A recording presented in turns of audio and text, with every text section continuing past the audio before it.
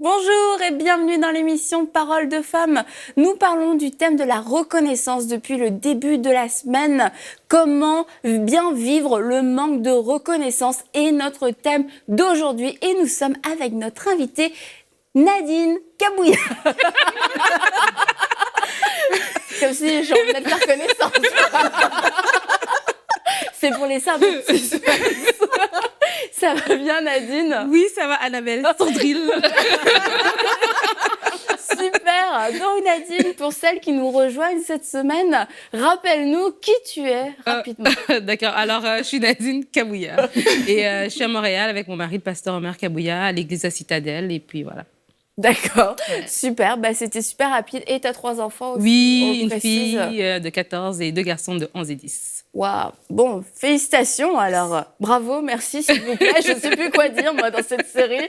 Donc, aujourd'hui, on va parler du manque de reconnaissance. Mais comment ne pas souffrir de ce manque de reconnaissance? Parce qu'on a parlé depuis le début de la semaine que ça arrivait qu'on fasse face, oui, à un manque de reconnaissance. Mais alors, comment bien réagir, comment ne pas en souffrir? Et on a commencé à donner des pistes déjà un petit peu dans les journées précédentes, notamment en parlant de la relation qu'on pouvait avoir avec Dieu. Et ça, je crois que c'est vraiment un point clé. Si on ne veut pas souffrir du manque de reconnaissance, on a besoin d'avoir une relation avec Dieu. Oui, tout à fait. On a besoin d'avoir une relation avec Dieu. On a besoin de s'appuyer sur le Seigneur et non sur les gens. Et ensuite, une fois qu'on décèle dans les domaines pour lesquels on recherche la reconnaissance, comment ne pas en souffrir, je crois qu'il va d'abord établir pourquoi on travaille. Pourquoi est-ce on est dans le champ dans lequel on est? C'est par exemple, on voit dans notre vie qu'on a une situation de manque de reconnaissance à l'église, par exemple. C'est important de savoir pourquoi je travaille à l'église. Parce qu'il y a beaucoup de gens qui souffrent à l'église parce qu'ils viennent, ils font le ménage à l'église ou bien ils sont dans un ministère qui est moins à la vue. Par exemple, ils ne sont pas à la louange, mais ils sont au nettoyage après le service. Ils sont à l'école du dimanche ou ils sont je sais pas moi, en train de taper les notes de la louange ou peu importe. Ils font un travail dans l'ombre et ils peuvent vivre un besoin de reconnaissance et souffrir du manque de reconnaissance qu'on n'a pas vu ce qu'ils ont fait, on n'a pas vu le travail qu'ils ont fait. Mais c'est important alors de savoir, de se poser la question, pourquoi tu travailles? C'est pour qui est-ce que tu le fais? Et c'est pour Dieu que tu le fais. Il y a cette parole dans Colossiens 3 qui dit que 3:23 qui dit que tu travailles de bon cœur, non pas pour les hommes, et tu vas avoir ton héritage de Jésus-Christ. Servez Jésus-Christ, servez le Seigneur. Et c'est de ça qu'on doit savoir, c'est que je sers Dieu, et parce que je sers Dieu, c'est lui qui va reconnaître le travail que je fais. Et quand il va le reconnaître, sa récompense à lui va être encore meilleure que la récompense que les hommes peuvent me donner. Alors du coup, quand je sais que c'est Dieu qui me donne ma reconnaissance et non les hommes, ben je me nourris pas des gens autour de moi, je me nourris pas de ce que les gens vont me donner. Et des fois même, je peux même moi-même congratulate, exactement, m'auto-féliciter sur des choses que j'ai faites. Je peux moi-même les voir, me féliciter là-dessus et ne pas m'appuyer sur les félicitations des gens. Mais tu vois, comme la reconnaissance des hommes va demander un contact quand même, même minime. On a parlé beaucoup hier des réseaux sociaux. Il y a quand même un contact qui se fait. Et si on veut avoir connaissance de la reconnaissance de Dieu, il va falloir qu'il y ait un contact aussi qui se fasse. Parce que si on ne passe pas de temps dans la parole de Dieu, si on ne passe pas de temps avec Dieu, finalement, on ne saura pas ce qu'il a à nous dire. Exactement. C'est, je pense, l'important de... Qu'est-ce que Nadine, tu dis, c'est de savoir qui on est, dans le fond, aux yeux de Dieu. Et j'ai déjà dit à quelqu'un dans le ministère, l'important en ce moment, c'est que tu sois... Concentre-toi à être au lieu de faire. Et puis c'est ça, trop de gens vont à l'église pour faire, pour avoir la reconnaissance. Vraiment. Et puis après, on passe complètement à côté du but, puis on sait plus pourquoi on sert. Et c'est de revenir à ça, en fait, je pense, c'est de se remettre en question souvent nos motifs. Pourquoi je le fais? Pourquoi je chante? Pourquoi je fais le ménage? Pourquoi j'enseigne aux enfants? Ben parce que Dieu me l'a demandé, parce que je l'ai à cœur, et puis je veux juste servir dans le royaume. Dans le fond, si tout le monde dans le royaume de Dieu était une paire de mains, eh ben, je me dis, ben, on formerait pas un corps. Ouais. Donc, si on est tout le monde ensemble, qu'on réalise qu'on a on a tous une tâche, on a tous une valeur, eh bien, ça ne changera rien si je fais le ménage ou si je chante en avant. L'important, c'est pourquoi je le fais. Et moi, ben, je me dis tout le temps, ben, je ne chante pas pour que les gens m'applaudissent à la fin, à la sortie de la réunion, pour me dire « Bravo, Mathilde, c'était merveilleux ». Je me dis, l'important, si j'en ai zéro de félicitations, je dois venir à un point où je me suis dit, ben, je l'ai fait parce que je suis un enfant de Dieu. Dieu me demandé de le faire et c'est tout. Donc, ça n'importera pas. Je sais qu'on a des gens à l'Église qui font le ménage. Ils sont absolument heureux de faire le ménage. C'est incroyable. Et puis, eux sont heureux à faire ça. Et dans le fond, c'est vraiment de comprendre d'être et non de faire. Et je crois même pour ajouter à ce que tu dis, Mathilde, c'est tellement important. Et je crois aussi même d'avoir une vision, un objectif personnel. C'est comme tu dis, la personne qui fait le ménage ou la personne qui est à l'école du dimanche, ben, elle a une vision que Dieu lui a donnée. Dieu lui a dit que, tu sais quoi, ces enfants ici, c'est comme je les mets entre tes mains et tu vas insuffler des choses dans leur vie. Et quand tu as une vision, tu as cet objectif personnel, ben, du coup, qu'on te dise merci ou pas, qu'on te dise même pas merci ou qu'on te critique ou pas, ça ne te fait pas égarer de la ligne droite que toi tu as prise parce que Dieu t'a déjà montré, Dieu t'a déjà révélé une vision par rapport à ça, Dieu t'a déjà donné un objectif, je pense même au travail, même aux études. Donc, dans tous les domaines de notre vie, ça part de notre relation avec Dieu, de la vision que Dieu nous a donnée, de la révélation que nous avons de cette vision. Donc, si nous sommes ballottés à tout vent des opinions de tout un chacun, c'est un indice que nous devons retourner vers Dieu pour dire, écoute, on va refaire une mise à jour, redis-moi encore, répète-moi Seigneur, ok d'accord, c'est ça, et puis voilà. Sa présence va toujours nous ramener sur... Mais tu as dit un mot qui est important, c'est répète. Et en fait, on a besoin de se faire répéter certaines choses. Il y a des choses qui ne rentrent juste pas du premier coup. Surtout quand on a une mauvaise première impression, il y a eu un mauvais premier dépôt. Tu as lu tout à l'heure, t'as lu dans la première émission, il me semble, un passage du livre « Neutraliser la chair ». Et tu vois, on repart dans des choses qui ont été dites dans l'enfance. Tu es nul, tu vaux rien, ce que tu as fait, c'est pas bien, c'est pas assez. Et c'est des choses qui restent quelquefois. Et on grandit avec cette idée et cette identité aussi. Et ça suffit pas qu'une fois, on ait su qu'on était une créature merveilleuse, qu'on ait su que Dieu nous approuvait, que ça nous suffisait, parce qu'on nous a tellement dit ces choses-là, et ces choses se répètent. Tu fais quelque chose et tu as cette voix qui vient chuchoter, c'est pas assez, c'est pas bien, t'as pas bien fait, non. Et on a besoin en fait de se répéter aussi, de connaître la parole de Dieu. On a besoin d'un changement dans notre façon de penser, parce que si on est dans le cas de quelqu'un justement qui a reçu toutes ces paroles-là depuis qu'il est enfant, mais vraiment, c'est pas juste une fois que la chose va se faire parce qu'on rentre dans un processus d'apprentissage. Et dans ce processus-là, il y a des acquis qu'il faut avoir. Il y a même des compréhensions qu'il faut avoir. Donc, on a vraiment besoin d'un changement de mentalité.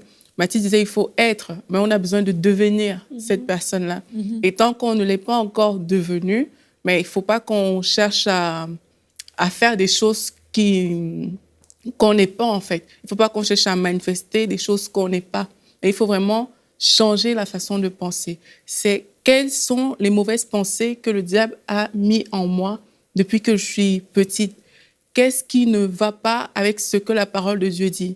Et quand on identifie ça, c'est maintenant à nous de nous aligner sur ce que la parole dit. Et c'est sûr que ce n'est pas quelque chose d'évident parce que si on a été habitué à un certain schéma, mais ce n'est pas comme ça que les choses vont changer. Donc, il faut vraiment qu'on se dise, OK, cette pensée, elle va venir me chercher, elle va venir m'attaquer. Mais c'est à nous aussi de faire le pas de je décide que ce que la parole dit est la vérité. Peut-être les choses ne sont pas... Je le vois d'une manière qui peut m'affecter, mais je décide que la parole de Dieu est la vérité. Et quand on fait ça et qu'on va vers Dieu, mais c'est là où on devient enraciné. On devient enraciné parce que c'est Dieu qui nous dit des choses. Moi, j'ai souvenir de quelque chose qui m'est arrivé, que j'étais allée vers Dieu parce que j'étais comme « Ah, mais pourquoi est-ce que les gens ils me traitent comme ça, machin et tout ?» Et puis, Dieu m'a juste montré, moi, que voici comment je te vois. Et ça a changé complètement tout ce que j'avais et tout, c'est fini. Je suis sortie de là avec tellement de joie, avec beaucoup de paix. J'étais comme, waouh, Dieu, il me voit de cette manière-là. Pourquoi est-ce que je vais laisser que des hommes qui ne me considèrent pas à ma juste valeur finalement, parce que c'est de Dieu que vient ma valeur, pourquoi est-ce que je vais laisser que ça m'affecte? Donc, on a vraiment besoin d'être en relation avec Dieu et avec sa parole. Ouais. Et j'en reviens à la relation personnelle avec Dieu, c'est que toi, Dieu te l'a dit, tu as fait cette démarche d'aller vers lui, mais il faut qu'on aille vers lui directement et pas seulement vers un frère, une sœur, un pasteur. Ah, je me sens pas bien, dès les gens voient pas ce que je fais, etc. J'ai l'impression d'être un moins que rien. Et quelqu'un va nous dire, voilà ce que Dieu pense de toi, c'est la vérité.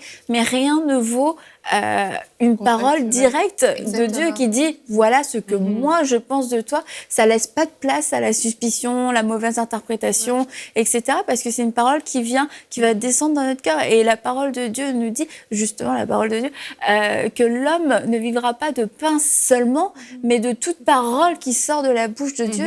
Et on l'a dit depuis le début de la semaine, la reconnaissance, on peut vraiment faire ce rapport avec la nourriture. On en a comme besoin, mais de quoi allons-nous nous nourrir? Et j'ai besoin de me nourrir de la parole de Dieu pour être rassasiée et pour justement ne pas avoir envie, ne pas avoir besoin non plus d'être rassasiée par des paroles humaines qui vont me combler pendant 1 minute.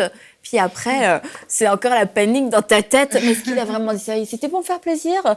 Est-ce qu'il le pensait vraiment? Quand Dieu a parlé, voilà. Et ça se traduit par la paix et la joie. Et en fait, quand on est sûr qu'on est OK avec Dieu par rapport à quelque chose, c'est comme s'il n'y a plus rien qui comptait après ça. C'est comme si ce que les hommes pensent devient secondaire. Parce que Dieu, il a donné son accord. Et je suis complètement d'accord avec toi. Dieu doit être notre premier réflexe.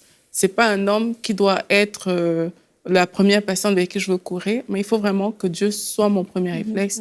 Dès que je suis dans une situation comme ça, qu'est-ce que toi tu penses, Seigneur? OK, si c'est bon, mais j'avance. Si les hommes veulent penser autrement, bah, tant pis. Mais moi, j'avance avec mon Dieu. Et je pense que c'est une attitude qu'on devrait avoir, pas pour être arrogant, mais parce que c'est Dieu qui détermine notre valeur.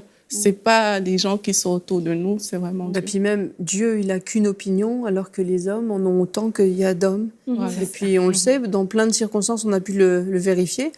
Bah, t'en as qui aiment, t'en as qui n'aiment pas. T'en as qui applaudissent, t'en as qui font l'amour. T'en as qui critiquent et t'en as d'autres qui sont aux anges.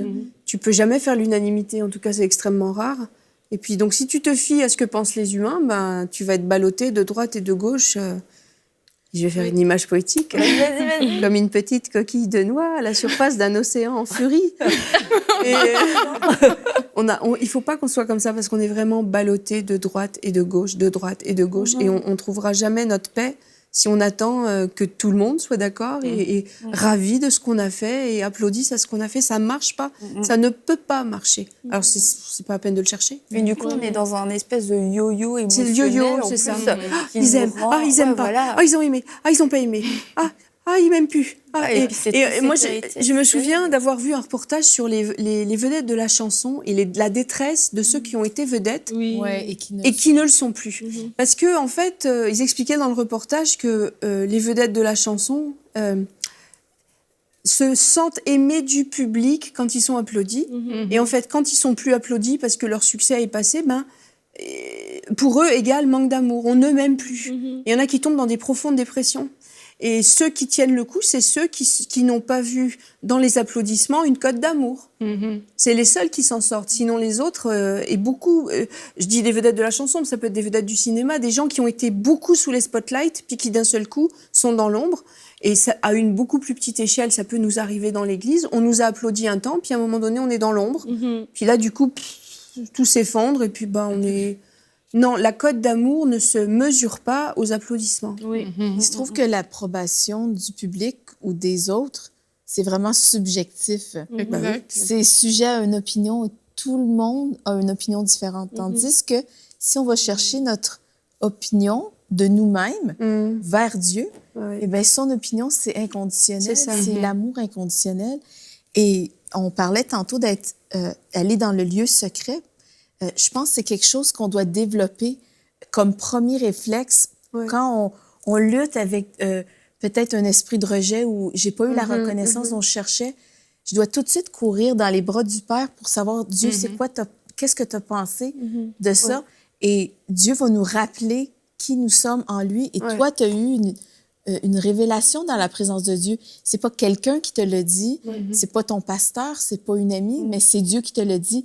Et ça, il y a rien il n'y a pas d'opinion plus élevée Exact. que celle C'est ça. du Père, que une opinion, oui. Une opinion. Une opinion, OK, que celle du Père céleste. Donc, et puis aussi, la parole de Dieu, ben, il se trouve que c'est notre miroir. Quand on est un enfant de Dieu, pour savoir qui je suis, eh ben, je vais dans la parole de Dieu. Ben, les hommes disent que je suis cela, que j'ai telle valeur, mais Dieu, par contre, dans sa parole, si j'ai mes yeux, mes regards tournés vers sa parole, ben, c'est son miroir qui reflète sur moi. Mon visage va briller. Puis j'ai une prière que je fais, je dis, Seigneur, peu importe ce que je ressens dans mon cœur ou comment je me sens dans mon corps, Seigneur, fais que les gens voient que j'ai été dans ta présence. Amen. Puis je pense que ça, c'est un antidote à l'opinion de tout le monde qui peut avoir de nous. Ça vient me chercher parce que je trouve que c'est tellement destructeur. Tout à fait. Le fait qu'on soit si centré, que notre valeur soit dans ce que les autres pensent de nous. Mais l'important, c'est qu'est-ce que Dieu pense de nous. Il faut constamment retourner dans le lieu secret et constamment tourner nos yeux vers la parole qui est le meilleur miroir, puis sa lumière va briller sur nous. Et puis, peu importe les vents contraires, peu importe ce que les gens vont dire de nous, qu'on soit applaudi ou pas, eh bien, notre valeur va avoir été dans le bien-aimé, dans ce que le Père dit de moi. Et c'est aussi dans cette relation personnelle, dans cette intimité qu'on a avec Dieu, qu'on va pouvoir construire des convictions. La Bible nous dit qu'il assure la paix à celui qui est ferme dans ses sentiments. Pourquoi? Parce qu'il se confie en lui, il se confie en Dieu. Donc si je me confie en Dieu, je vais être ferme dans mes sentiments et dans mes convictions et je vais avoir la paix. Et lorsqu'on a des convictions, lorsqu'on sait qu'on répond à un appel, qu'on fait ce que Dieu nous demande de faire, qu'on agit sur une parole de Dieu, encore une fois, pour avoir une parole de Dieu, il faut voilà, c'est juste ça. On pourrait quasiment finir la série comme ça. Mais c'est vrai, si on écoute ce que Dieu nous dit et que son opinion est plus élevée que toutes les autres opinions, ça va être tellement réparateur, ça va être apaisant dans nos vies, ça va faire taire tellement de luttes intérieures, des luttes charnelles avec lesquelles on perd du temps. Et la Bible nous dit « combat le bon combat de la foi ». Et parfois, on se trompe juste de combat parce qu'on se fait avoir par nos sens.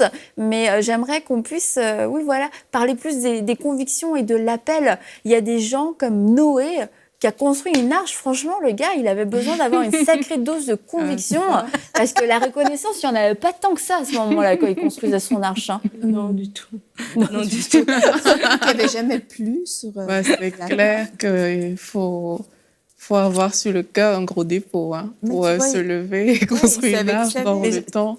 Tout ce qu'on me dit, mais on parle de Noé, mais vraiment, pendant que vous parlez, là, un jour, on a parlé d'Angela Merkel, puis je vous avais dit qu'elle était fille de pasteur. Oui. Puis ça fait pas longtemps, je lisais quelque chose sur elle, il disait sa grande force, c'est que toute petite, elle s'est retrouvée dans un milieu hostile, parce qu'elle était fille de pasteur et il s'occupait d'un orphelinat d'enfants inadaptés mentaux. Et dans le régime communiste en Allemagne de l'Est à l'époque, et elle avait dès son tout petit âge à l'école été la cible des moqueries, la cible de tous les racontards parce que son père était pasteur et c'était très mal vu. Et disait la grande force de cette femme et ce qui fait qu'elle tient le cap et qu'elle reste quelqu'un de très efficace dans le travail qu'elle fait et respecté, c'est parce qu'elle a appris très vite, très tôt, à se débarrasser de tout ce qu'on pouvait dire d'elle et s'affranchir complètement de l'opinion des gens. Et Noé, quand il a été traité de dingue quand il a fait son arche. C'est-à-dire, il n'y avait pas des gens qui applaudissaient en disant « Ouais, vas-y, construis, c'est super ce que tu fais ». Ils étaient là, mais il est dingue ce gars-là. Et quand on apprend à fonctionner en obéissant à Dieu, en s'affranchissant vraiment, en mettant un paravent, un casque, tout ce que vous voulez, de protection contre du salut peut-être. de protection contre l'opinion des autres, mais quelle force! Mais quelle force! Et moi, ça me fait penser en fait à un autre volet qu'on n'a peut-être pas encore mentionné, c'est que parce qu'on parle de souffrir du manque de reconnaissance, pas juste c'est que ça nous fait mal parce qu'on n'en a pas. Et à l'église ou au travail, où on peut se dire Dieu m'a donné une vision et puis bon, tu vois. La caravane passe, les chiens aboient, la caravane passe. Donc, on peut dire ce qu'on veut, mais je continue mon chemin, etc.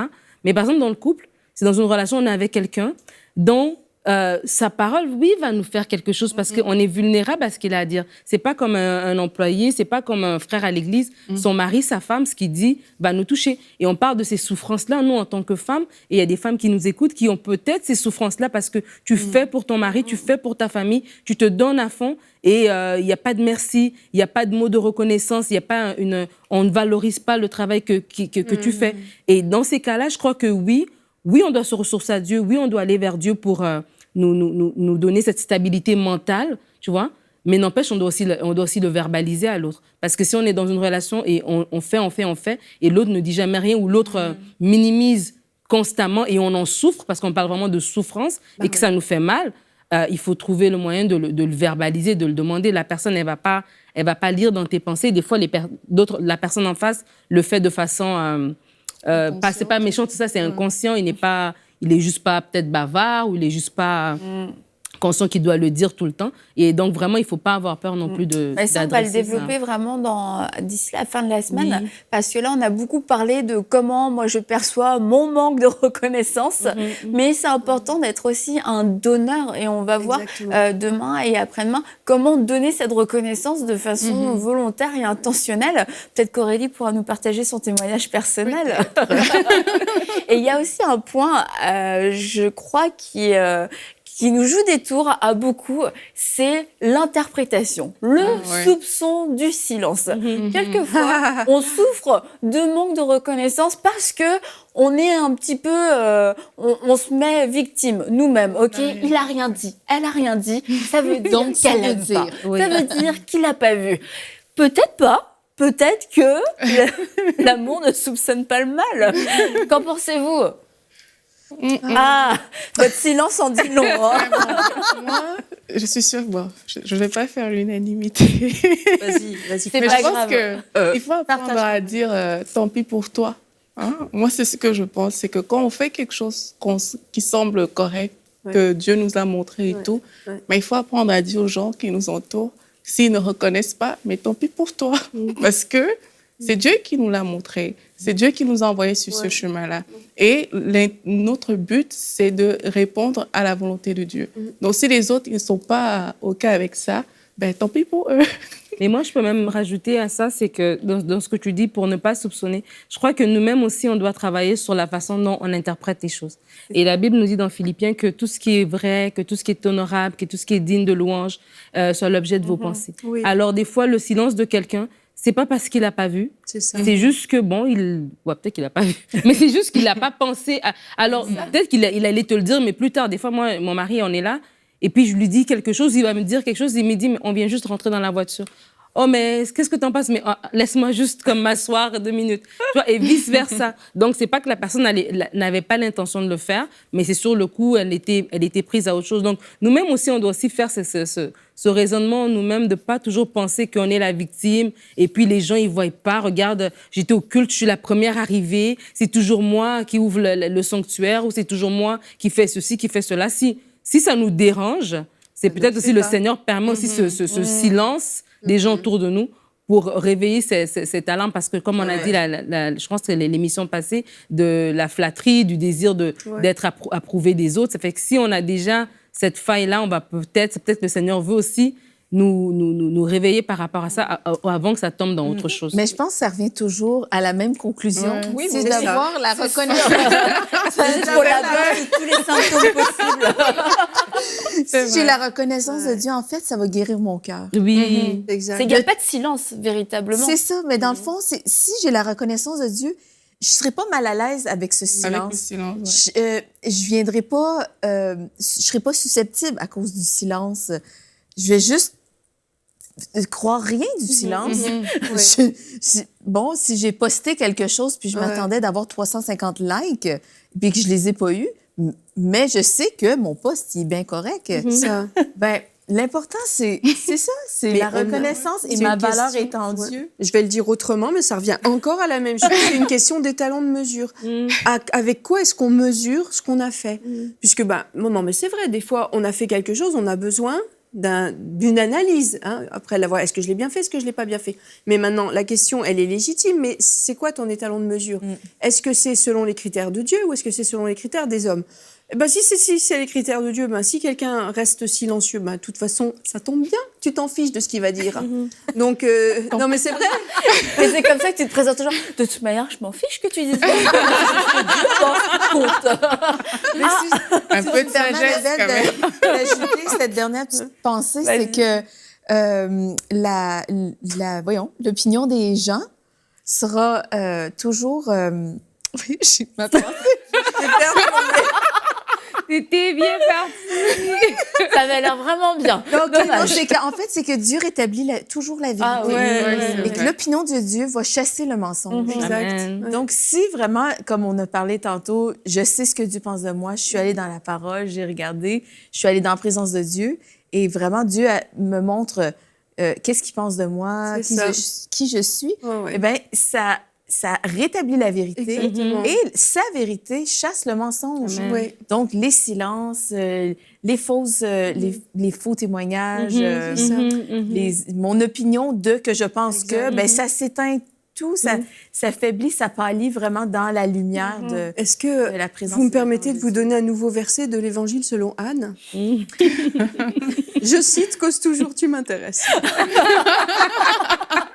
Et puis en plus, pour terminer, c'est que je crois que lorsqu'on est sensible au silence, c'est parce qu'on attendait que quelqu'un nous dise quelque chose. Ah, tu n'as rien dit, tu l'as remarqué.